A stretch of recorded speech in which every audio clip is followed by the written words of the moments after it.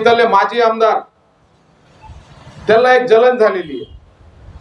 त्याला जलन काय झालेली आहे की सईद खान आमदार कसा झाला, यांचा भाऊ नगराध्यक्ष कसा झाला, तिसरा भाऊ मार्केट जिल्हा मध्यवर्ती बँकचा बिनविरोध आला, ह्याने आमच्या विरोधात फॉर्म भरला, ह्याला निवडणूक पण लढता आली नाही, स्वतः जाऊन फॉर्म विड्रॉल केला.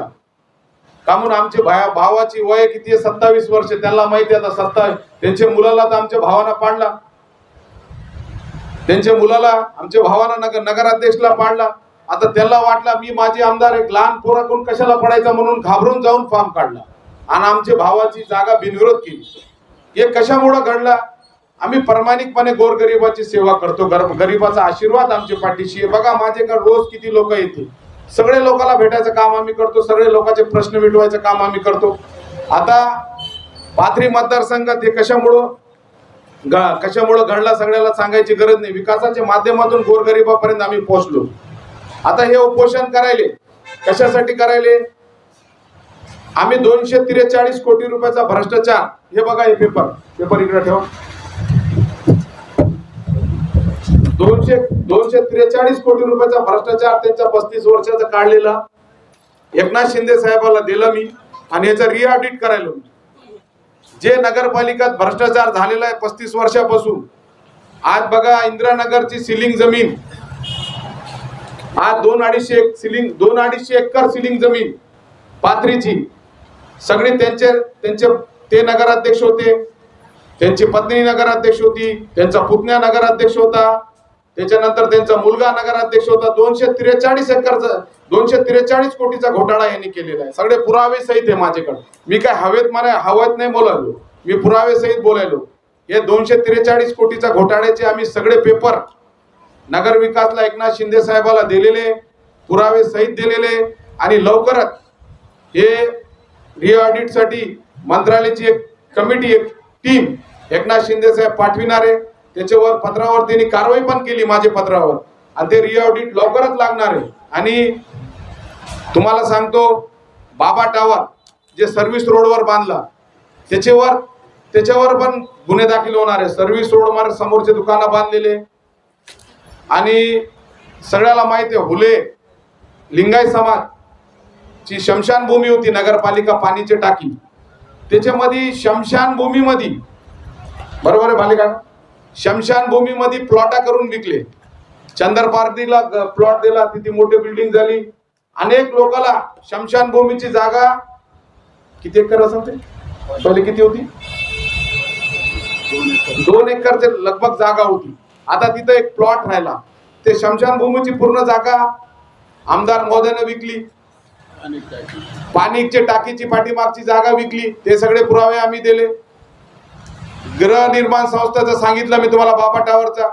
आणि त्याच्यानंतर लक्ष्मीनगर त्याच्यामध्ये पण त्यांच्या मुलांना ते जागा विकली.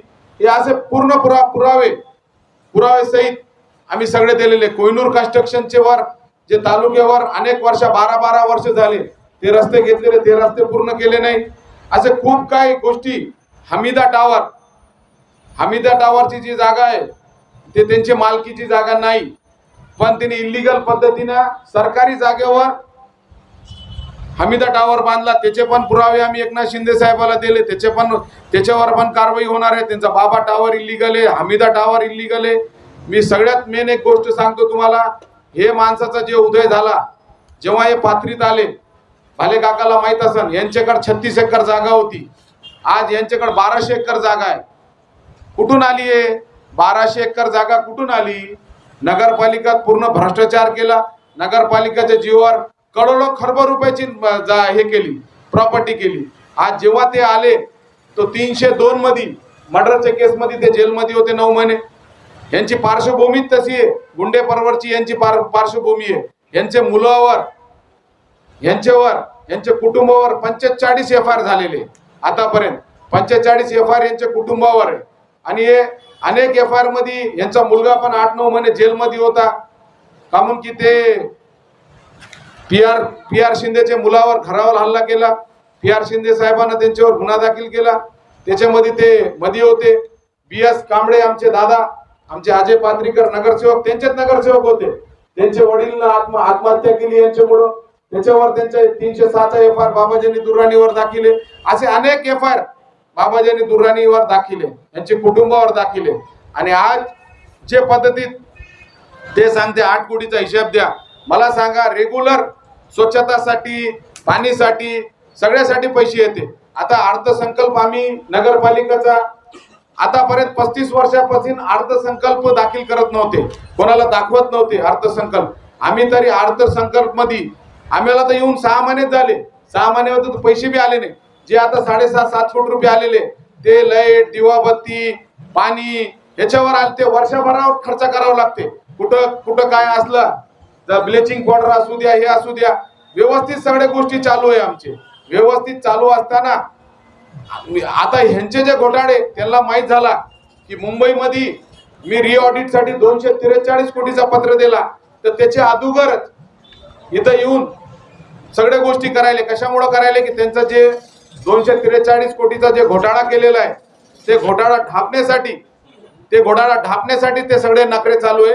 पण याच्यामध्ये अजून एक घोटाळा खूप मोठा झालेला आहे, त्याचे मी आज सांगणार नाही. ते घोटाळ्याच्या बद्दल आज सांगणार नाही.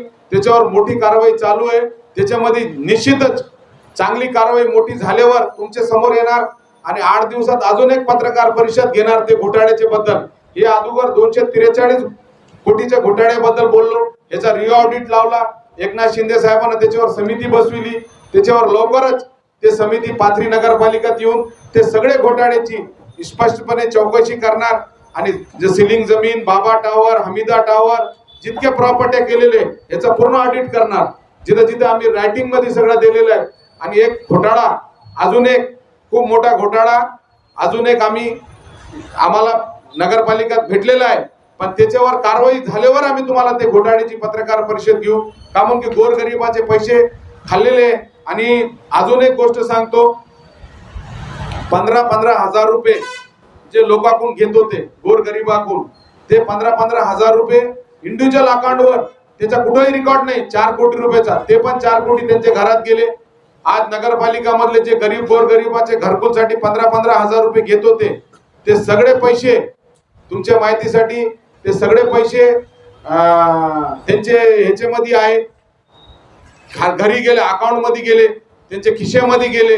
ते पैसे पण लाटलेले, त्याचे पण पुरावे आम्ही एकनाथ शिंदे साहेबाला दिलेले. खूप मोठा घोटाळा यांनी नगरपालिकेत केलेला आहे.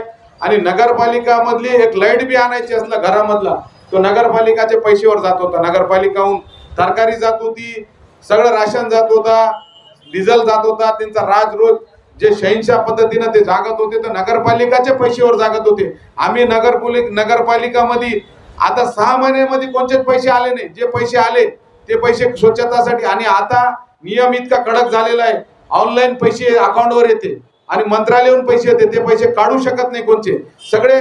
आणि आम्ही अर्थसंकल्प मध्ये 1-1 रुपयाचा हिशेब दिला आणि काय पुढे करणार आहे ते पण सांगितलं. आतापर्यंत तुम्ही 35 वर्षात कोणता अर्थसंकल्पची पुस्तक कोणाला दिली नाही, कोणत्याही माणसाला काही सांगितलं नाही. आम्ही पारदर्शक कारभार करायला पाथरी नगरपालिकेचा. पण तुमची पोटदुखी याच्यामुळे झालेली आहे की मी आमदार झालो, नगरपालिका माझ्या ताब्यात आली, जिल्हा मध्यवर्ती बँकेला 3 लोक निवडून आले, तुम्हाला बर्दाश्त नाही व्हायला.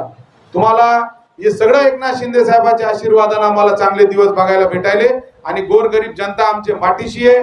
पाठीशी असताना तुम्हाला हे सगळे गोष्टी बर्दाश्त नाही व्हायले. हे सगळं हितो पुरस्कार जाणून बुजून हे सगळ्या गोष्टी तुम्ही करायले. त्याच्यामुळं नगरपालिकेत जे पैसे आलेले ते नगरपालिकेच्या अकाउंटवर पडलेले. नगरपालिकेत जे पैसे आलेले ते आमचे स्वच्छता ह्याच्यासाठी ते नगरपालिकेच्या अकाउंटवर आहे. सगळ्या गोष्टी नगरपालिकेच्या अकाउंटवर आहे. सगळ्या गोष्टी असताना तुम्ही म्हणाले हिशेब द्या. अरे तुम्ही हिशेब द्यायला, तुम्ही 35 वर्ष कोणाला हिशेब दिला का? तुम्ही आता हे गोष्टीचा हिशेब द्या ना तुम्ही. मी हिशेब मागतो तुम्हाला 243 कोटीचा 35 वर्षाचा हिशेब द्या. मी तो अर्थसंकल्पची कॉपी सगळ्याला दिली. मी तो प्रत्येक माणसाला हिशेब द्यायला तयार आहे. प्रत्येक वर्ष जे आमचा अर्थसंकल्प असन आम्ही त्याची कॉपी करू आणि 10,000 कॉप्या पाथरीच्या जनताच्या घराघरात पाठवू. हे आम्हाला पैसे आले, हे आम्ही इथं खर्च केले. 10,000 कॉप्या. मी शिवसेनाचा जबाबदार आमदार आहे. एकनाथ शिंदे साहेबाचा अत्यंत जवळ आहे. मी जबाबदारीनं बोलतो. प्रत्येक वर्षी अर्थसंकल्पचे कॉपी 10,000 कॉप्या मी करून प्रत्येक माणसाच्या घरी पाठवितो. गोरगरिबाला हिशोब मागायचा अधिकार मला आहे, पण मला जनताना हिशेब मागू द्या, मी द्यायला तयार आहे. पण तुम्ही पूर्ण पाथरी खाल्ला, जिल्हा खाल्ला, तालुका खाल्ला. आज 1200 एकर जमीन झाली, तुमचे टावर झाले, पुरे पाथरी शहरात जमिनी झाले. हे पैसे कुठून आले ह्याचा हिशेब द्या ना तुम्ही पहिले. गोर गरीबाचं तुम्ही आज तुम्ही म्हणते पाणी खराब यायला. तुम्ही इंद्रानगरचा किती दिवस पाणी तोडला होता? 18 दिवस तुम्ही पाणी पाजू दिला नाही. तिथला तुम्ही 1-2 माणसावर केस केली, ते माणूस वारला. काय नाव होतं त्याचं? एक मर गया हजाम का. वारिक समाजाचा माणूस होता, ते वारला. कोणाचे धाकणा मारला? BS दादा वारले. कोणामुळे वाढले? तुमच्यामुळे वाढले. चिठ्ठी लिहिली त्यांनी. तर तुम्ही गोर गरीबाचे अंत करणारा बदवा घेतलेली आहे. आज तुमच्यावर जे वेळ आली हे ईश्वरनं आणली. तुम्ही नगरपालिकेच्या बाहेर लोक बसत होते आणि तुम्ही एसीत बसत होते. आज परिस्थिती अशी झालेली आहे, नगरसेवक एसीत बसलेले, तुम्ही टेंट मध्ये बसलेले. तुम्ही पाथरीचं वातावरण खराब करण्यासाठी हे सगळे गोष्टी करायले. तुमचा हेतू एकच आहे की पाथरीमध्ये साईबाबाचं डेव्हलपमेंट व्हायला नाही पाहिजे, पाथरीमध्ये 1200 दुकानं गोरगरिबाला भेटायला नाही पाहिजे. तुमचा हेतू एकच आहे की पाथरीमध्ये जे आम्ही डेव्हलपमेंट करायलो ते डेव्हलपमेंट व्हायला नाही पाहिजे. छत्रपती शिवाजी महाराजाचा पुतळा मी बसायलो, रात्री 3 वाजेपर्यंत यांनी PI फोन केले की छत्रपती शिवाजी महाराजाचा पुतळा बसू देऊ नका. मी पुराव्यासहित सांगतो तुम्हाला, रात्री 3 वाजेपर्यंत यांनी PI फोन केले की छत्रपती शिवाजी महाराजाचा पुतळा बसू देऊ नका. तुम्ही छत्रपती शिवाजी महाराजांची सेलू करण्याला जागा होती, तिथं कामून पुतळा बसविला नाही, तुम्ही मार्केट कमिटीमध्ये पुतळा बसविला. अरे छत्रपती शिवाजी महाराजांना मानणारे सच्चे मावळे आम्ही आहे. आम्ही छत्रपती शिवाजी महाराजांचा पुतळा बसविला.